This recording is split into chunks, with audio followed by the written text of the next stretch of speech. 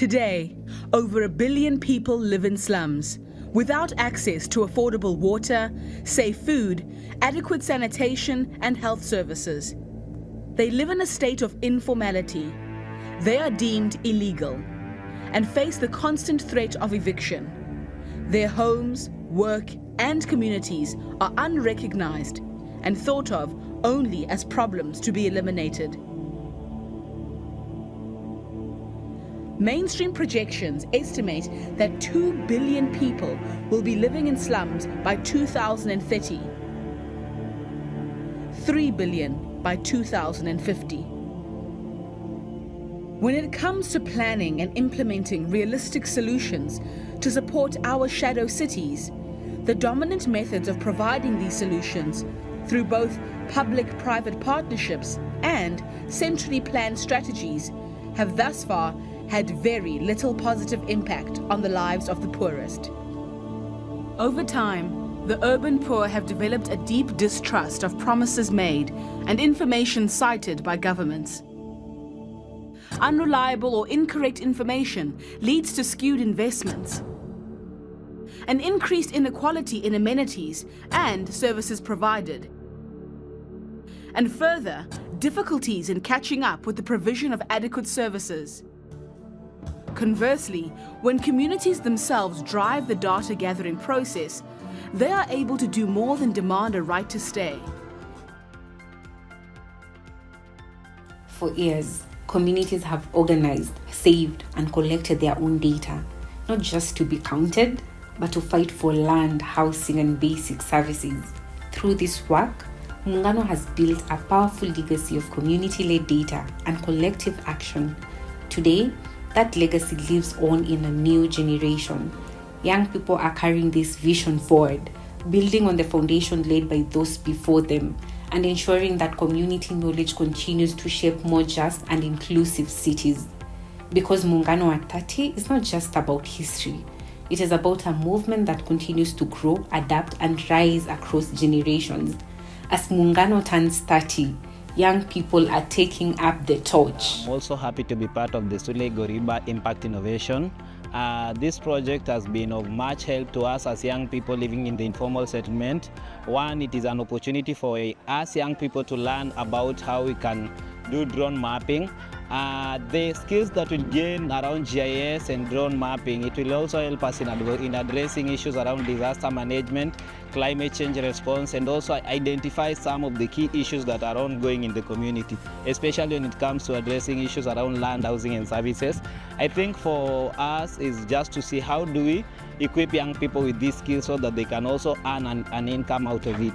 We've been able to train 50 young people from Mathare, and bearing the fact that we've trained 50 young people from Mathare, it doesn't mean that they are the only, because most of these young people are from the group. So as much as they're gaining this knowledge, the knowledge will also trickle to group. So by the time from what we analyze, that most of these groups are between 20 to 30 participants or 30 members. So from the 30 members, as much as they're getting this information, it will be easier for them to also train other people. So we just want to create knowledge broker. As much as we get this information, as much as young people get this information, we also pass it to the entire group. What is truly inspiring is to see how young people are taking charge. They really deeply understand the importance of community-led data, and they're taking it up very, very seriously. As you're able to see, they're doing mapping, they're using drones, they've been able to acquire these skills that will help them to advocate for services, to be able to negotiate for better services within their communities. And I can't wait to see what solutions they're going to come up with that address these issues now that they will have generated their own evidence, and just to see what the future holds for these young people, because they really are the leaders of today and not tomorrow. To learn more about remote sensing and everything to do with mapping. Through this knowledge, I am gifted with more talent to know and to locate where data is from above. Like when I fly the drone and take the pictures, I can use the radars to learn more about my community, to know where and what is needed to be in this area, that area, and all that. This knowledge is important to me because I'll use this in case of disasters to pinpoint the locations where problems occur and what we can improve in any area and how we can direct people to where we live. This thing is more important to the community, not only me.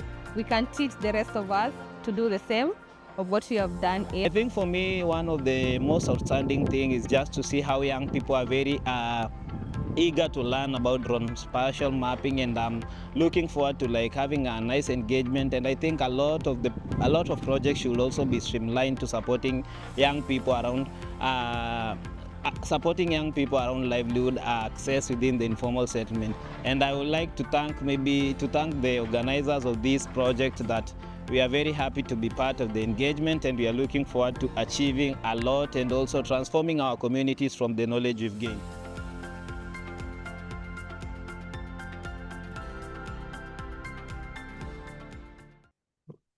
Did you know, fun fact, 80%, I believe, is it 80% of Nairobi residents live in informal settlements?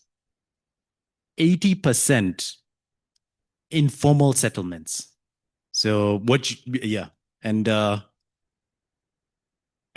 number keeps growing in all the cities in all of the countries that Africa is rapidly urbanizing in. So as they are setting it up, I don't know if you want to give them a talk. Yeah. Yeah. Thank you very much, David. Good morning. My name's Joe Muturi. As David mentioned, I'm the leader of an organization called the Shack Dwellers International. We are in 40 countries, but our biggest footprint is in Africa. We're also in Asia and a little bit in Latin America. And basically, we work around informality, around land, housing, basic services. And as recently as a few years back, we are in the climate space. And the way we do, how we organize communities is around cooperatives, women collectives, saving schemes. But what puts SDI on the map is we collect our own data. Our data is community collected, community led, community managed. But we also, what makes us unique, we also use, communities are able to use this data to negotiate, to leverage, because we launched a campaign, I think some years back. It's called Know Your City. You can go online and you Google Know Your City, KYC. And it's the realization that a lot of our cities and municipalities and county governments, even national governments, don't have enough data around informality and slums.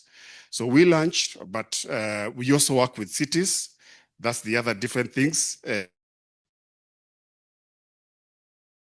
Identify their gaps, their capacity gaps at the city level, both technical, they lack the data.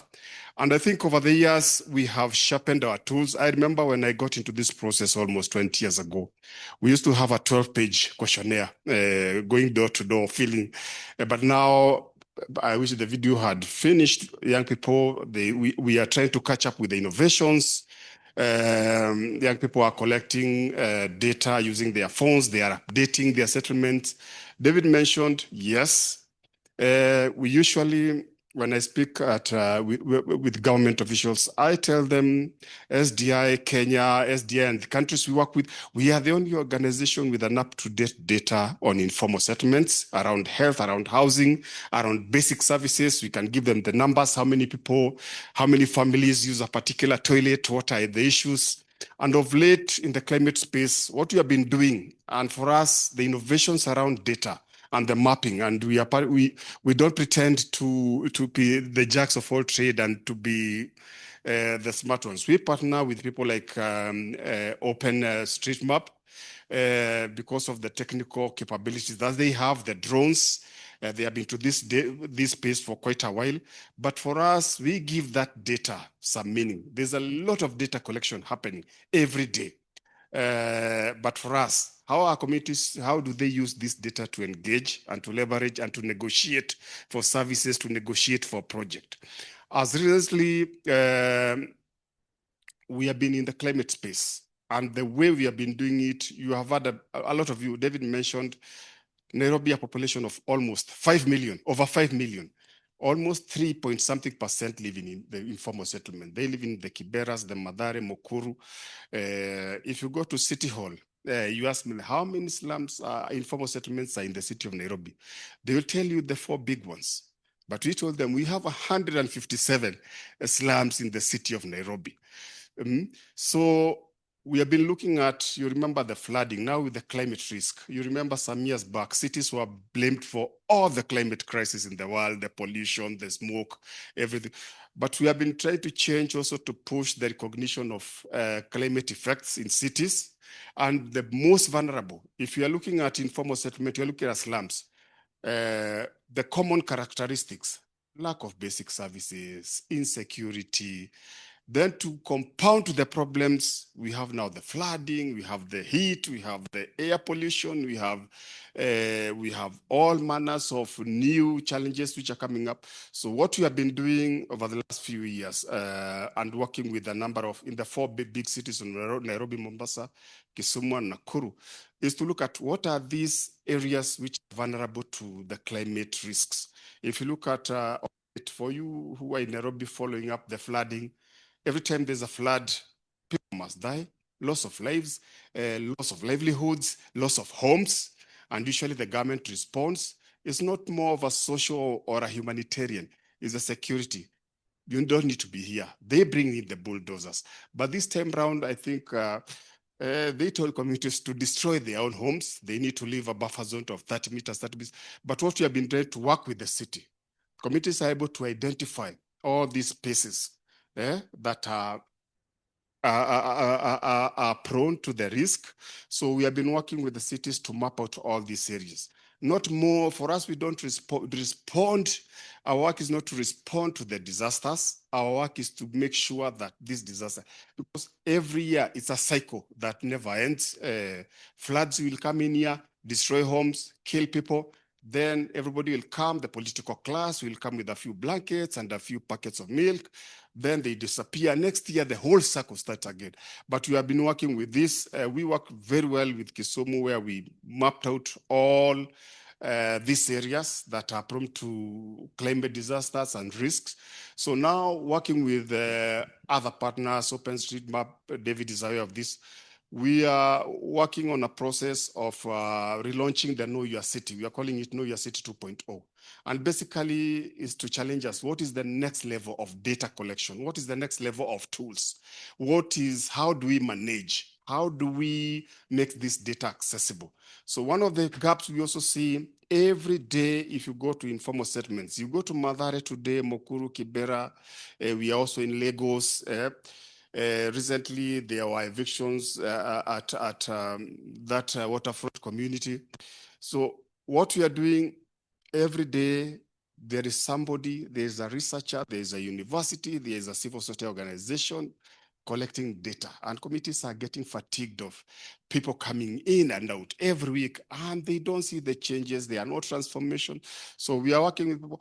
How do we create a database that we can make this data accessible instead of spending? And we challenge, if you have, most people collect data for the sake of, because in the proposal they have put and they have 2 shillings to walk around in informal settlement. We are telling them, instead of doing all that, why don't you, we have created this. So we are looking at all this. What are these new? We just used to collect data around informality, land, housing, services. We're also looking at how do we now map out this climate risk and disasters? How do we incorporate health data, mortality data? So we have a one-stop shop that we are looking at and working with the partners to create. We have mapped out, we work with the city, we support the government. For some of you who are in Nairobi, you know the Mukuru Special Planning Area, where the government is doing affordable housing. We have worked with the railway Location Action Plan, is to more to look at in the future, what are these spaces? And we also acknowledge we are not the only player in the data space. We acknowledge the other people, they have got other qualities that we don't possess.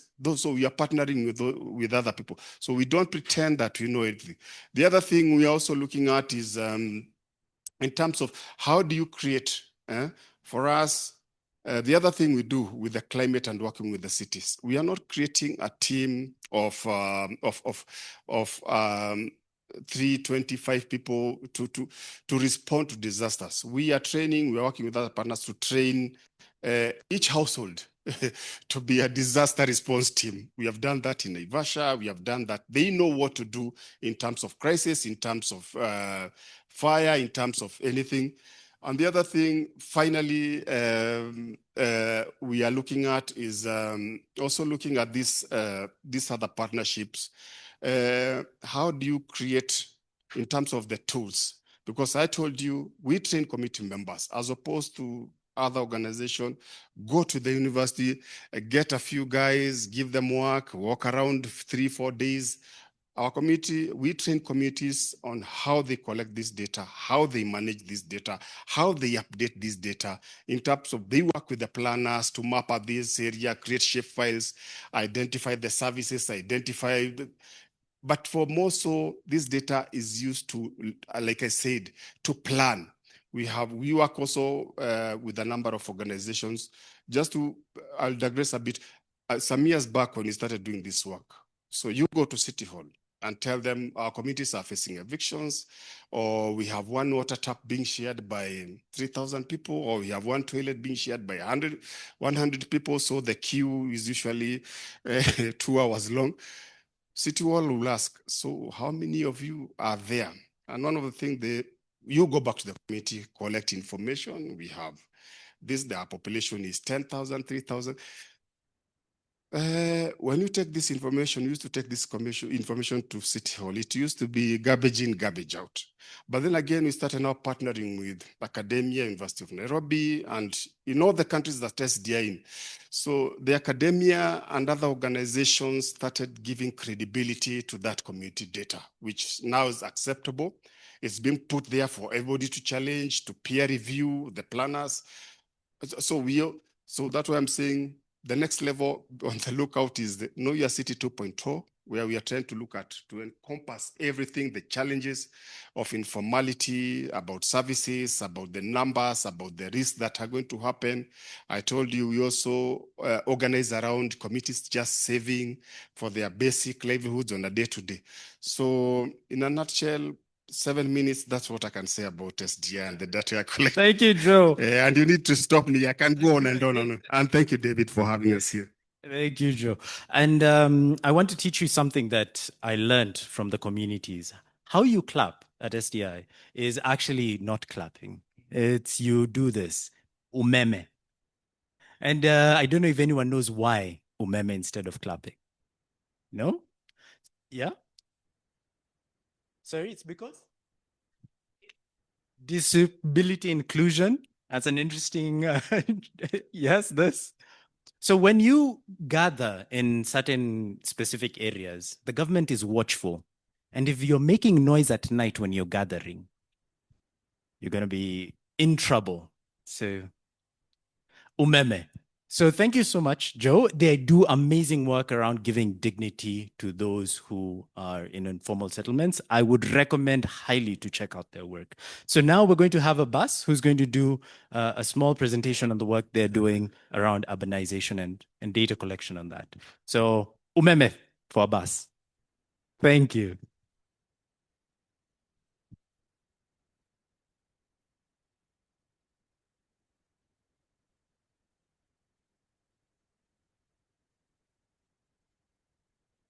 Okay, while the slides are getting loaded up, I'll just say that it's a big privilege for me to be on the same panel with David and with Joe. And I'm a great admirer of both OpenStreetMap and with Shack Dwellers International. I have long history of working with both of them. So it's a pleasure to be here. I want to race through my slides in the 7 minutes so that I have time for a 2-minute video that I want to share with you. Can we get the slide loaded? There we go.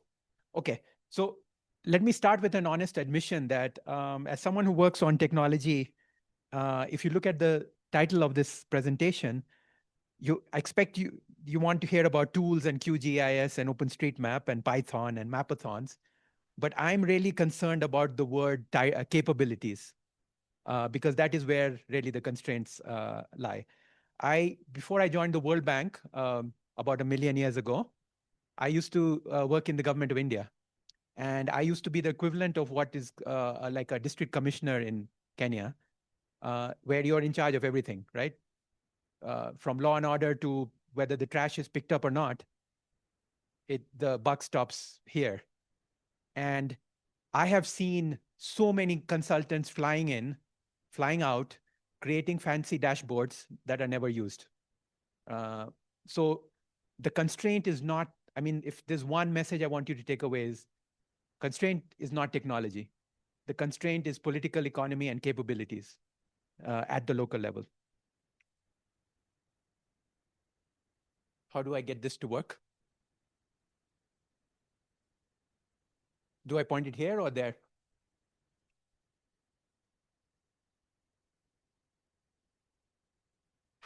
Maybe you can just move the slides if you can.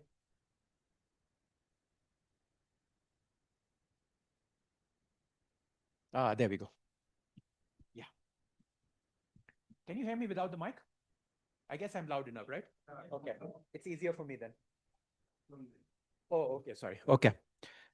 So on this slide, I just want to leave you with one message, which is that there is a lot of money being left on the table at the local level because that cities lack proper data. So the Lincoln Land Institute, which many of you may know, did a study of African cities, and they found that property tax collection is about 20 to 40% off. So that's a lot of money. If you take, then I want to talk about a pilot that we are just starting with, which the video I'll show you about. It's called Spark.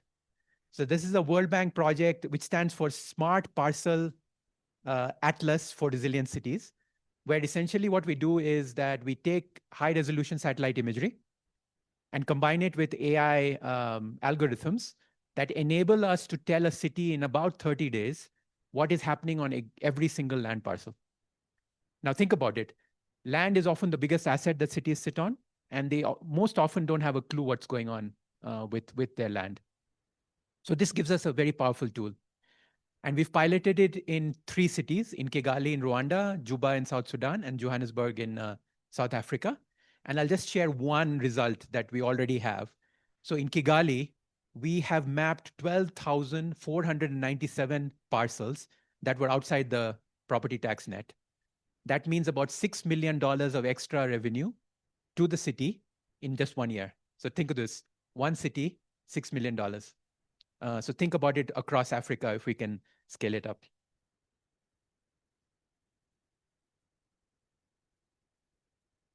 Up. Next slide. There we go. Okay. So again, I want to resist the urge to talk just about technology and focus on what the 4 layers on this slide mean in practice. So local contributors are first because they're the hardest to maintain. Anyone can run a mapathon once, right? And I want to really acknowledge what SDI has done, which is something much more difficult. They've built a model where community members are the primary data producers. So that's a governance design problem that they've really solved. Open standards matter for a reason, and that's often underestimated. If your data is in a proprietary schema, you've created a dependency. When the vendor changes pricing or discontinues the product, or government changes, you're starting from zero.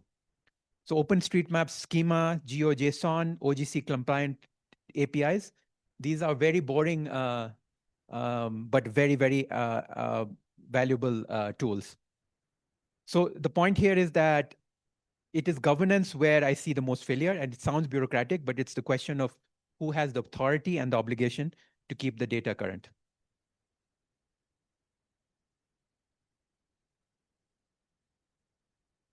Okay.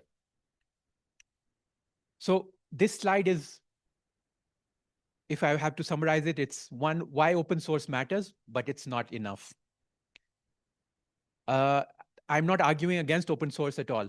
And in fact, in the context of AI, there's a very interesting discussion with many of you maybe following on open source tools, which is that we are increasingly reliant on open source tools. But imagine if a very vital pillar of our work is dependent on some guy living in his mom's basement in Minnesota. And there's no funding, there's no sustainable source of. So it is organizations like ours, and I'm here talking about all three of our organizations, that really need to think through the financing model for open source tools. So that's number one. The second is the political economy. Let's not forget about that. So you can have the best open source tools and they will not act on it if it's the interest of some vested interest not to.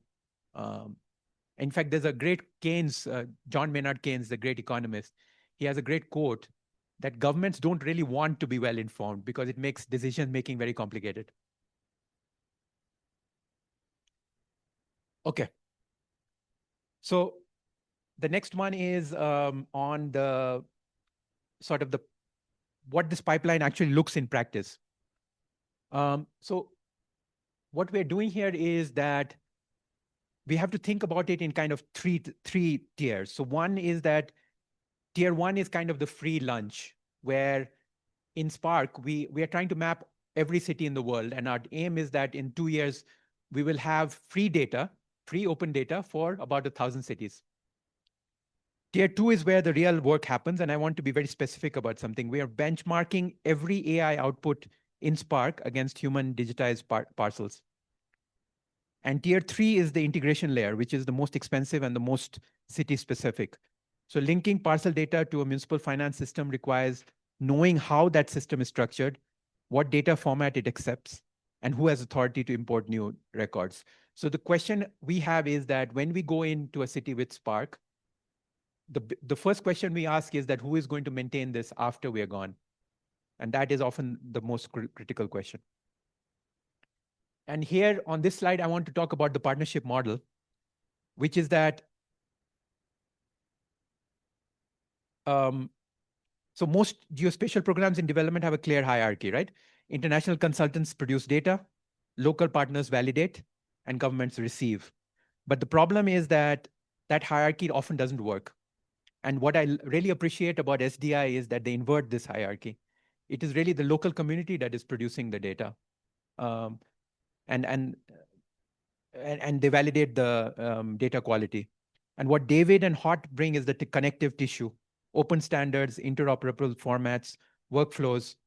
I want to commend the work of OpenStreetMap on, for example, after the Nepal earthquake when we worked together, or Typhoon Hainan in Philippines. So what Spark is now adding is the connection to investment decisions.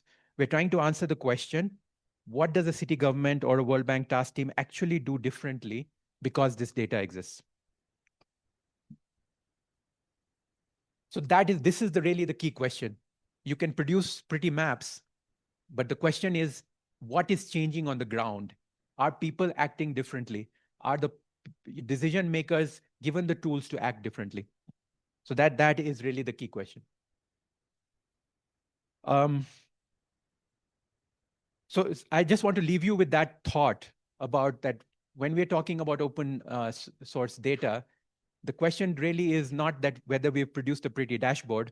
The question is what is different as a result of those tools. And can we just show the video very quickly? It's about a 1-minute video about Spark.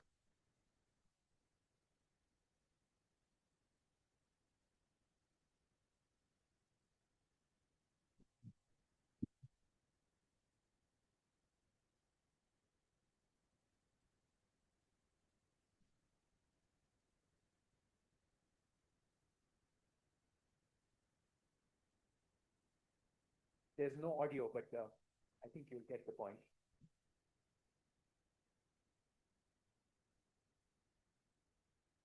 So this is South Sudan. The red areas are showing you where new built areas and also the flood risk.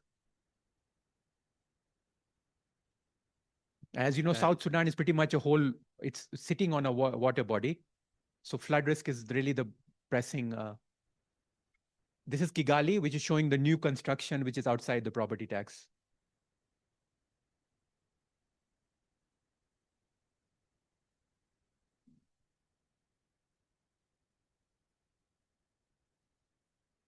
And this is Johannesburg, where we have helped them map out 10 years of marginalized communities, which were unmapped previously. So these are communities that lack access to basic infrastructure. So our aim is that we want to scale this up to 100 cities in the next 1 year. And we want to have 1,000 cities in the tier 1 layer, which is essentially the free layer, which any city can access. Thank you. Thank you, Bas. Okay, in the interest of time, I will save you the conversation about what HOT is. We help do this kind of thing. We do communities, we provide them with open source tools to deliver critical geospatial data. That's all you need to know.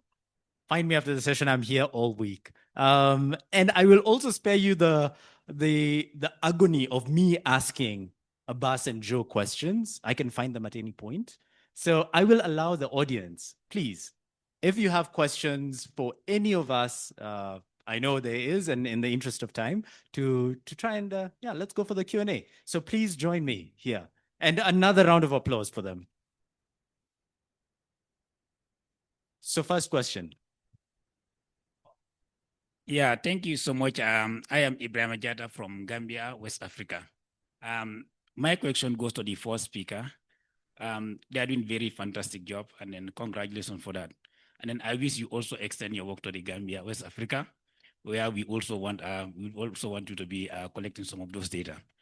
But then I have a big concern with regards to some of the way most of the institutions or NGOs work in terms of collaborating with government. Like, for instance, I remember in most of the institutions, the data that we collect are project-based. And then projects goes and comes, government stays. That is the question of how do we partner with government? And then many a times, the institutions that operate within those countries, they have very solid data. They have data, good data, quality data. But when you go to the government sector, those data are really lacking. That raises the question of how do we operate with government? And then during your deliberation, you also mentioned that you only collect data, but you don't give a response. And then let's remember, government are the decision-making agencies. They make decisions. They provide response. So if you collect data and then are not providing response, and that data is not filtered down to government agencies, how do you expect government to come up with the decisions that is required? That's one thing. So that is the question of who design, who implement, who control, and who have access. Do we really share our data with the government agencies? So that's the challenge that I have. So maybe you can provide those questions. Thank you so much. Take a few.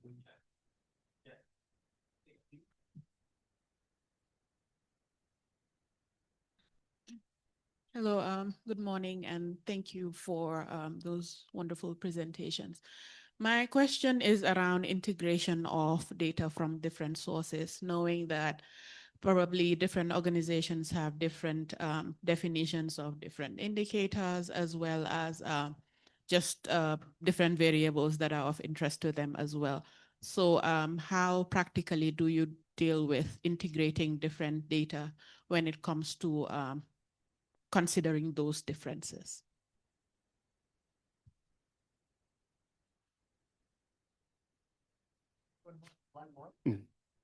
Morning. My name is Jasper. I run a research company that combines on-the-ground data collection with geospatial data analysis. And I'm a huge admirer of all the projects that I'm seeing here. My question is now the lived experience that results from those efficiencies, where I have false positives and false negatives. So I'd be interested in your error quotas. If I'm now at the recipients of a false claim that I haven't paid certain kinds of taxes, the lived experience in Kenya would be that your tax accounts are closed down, your bank accounts under new rules might be closed down, and you're immediately going down a drain because some efficient system somewhere that I cannot appeal to, or at least not in a timely way appeal to, has classified me into a certain box. And I'm wondering how to manage the efficiency combined with the lived reality of appeal, due process, other things. Thank you. Yeah, thank you very much. And I think those were very interesting questions, very well thought of. So I'll respond to the first one. As I mentioned initially, if you look at the cycle of government data, Most of the countries I know, it's usually a 10-year cycle. They collect their data, they do their census in a 10-year cycle. But in between, there's so much that has happened. I also mentioned that we work very closely with city level governments and national level government in terms of, we look at what is this that they don't have, what information. One of the things, if you look at this informal settlement, look at all the slums. In some areas, they don't appear as human settlements. They do not appear.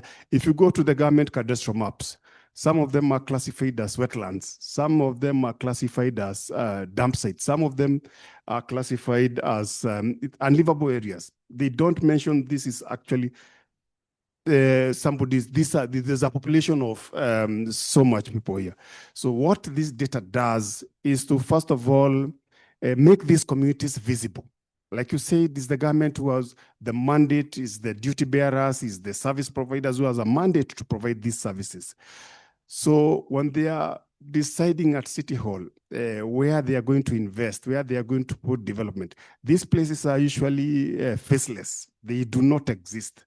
And I think we usually say all the decision making, this is a political process.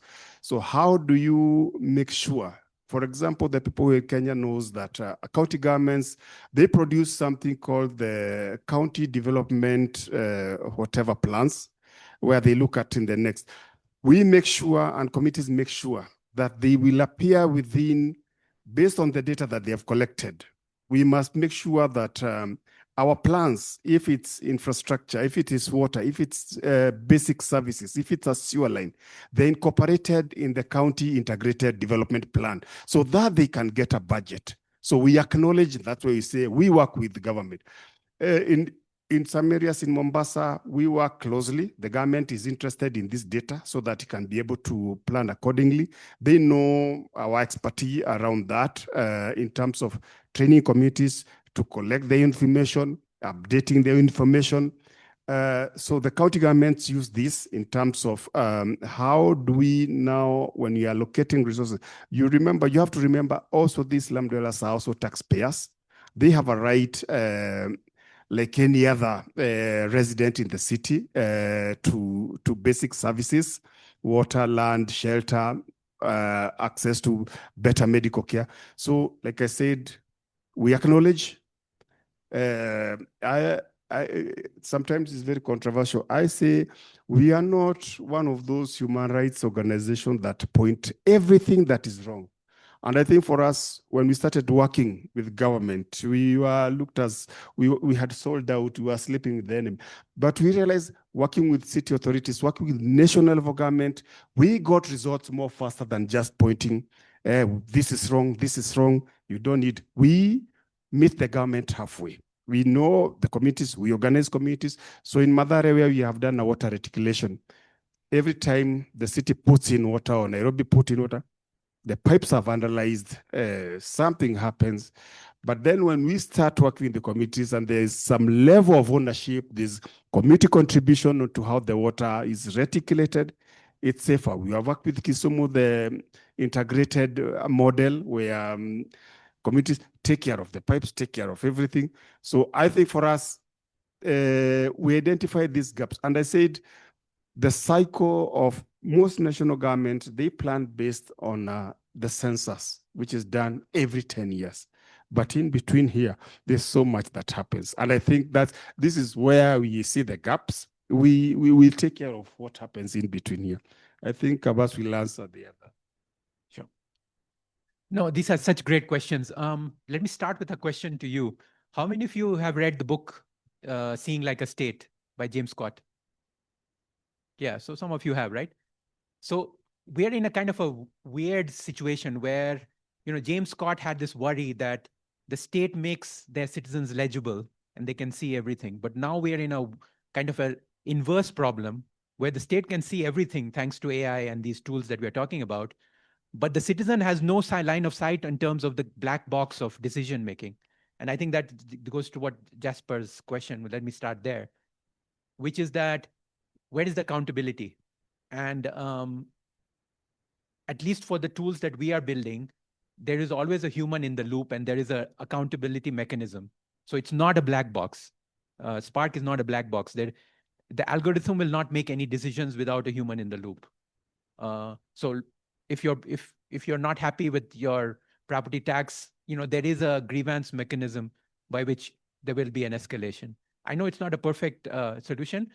I guess it will be iterative and we'll learn as we go, but it is a genuine problem that you're mentioning. In fact, if you take the case of, say, India, there are horrific instances where people have been denied rations, poor people, because of false,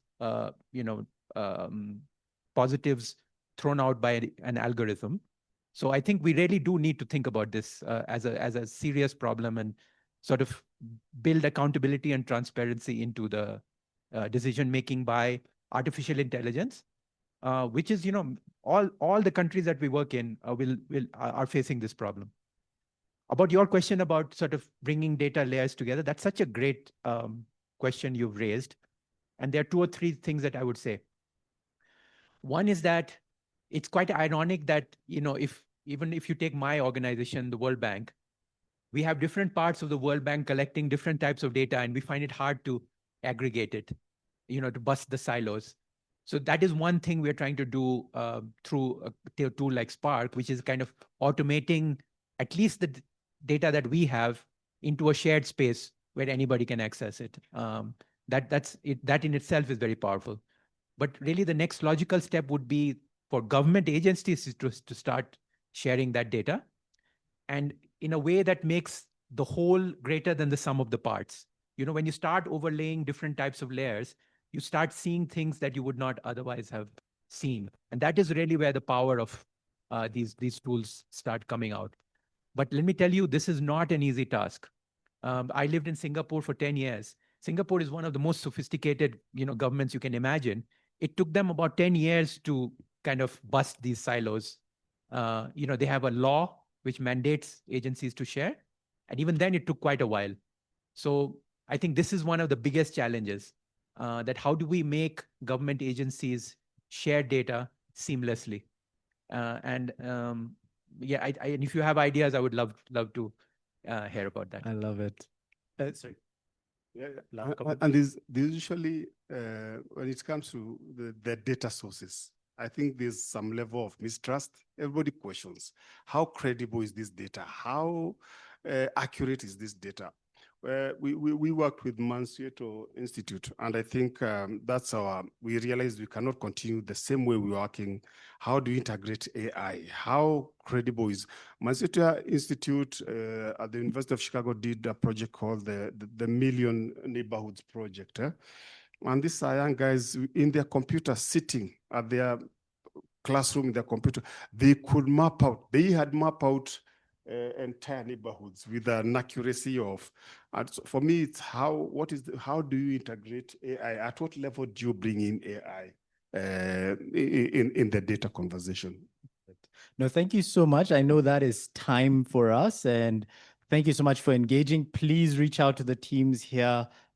We really want to make sure that this data makes sense for the communities we live in. And we are the ones who can really make that change. Any last words? I mean, if you have follow-up questions, you can find me on LinkedIn, Stack, and happy. Perfect. Follow SBI as well. They have a meeting up as well. Also reach out. Thank you. And Thank you.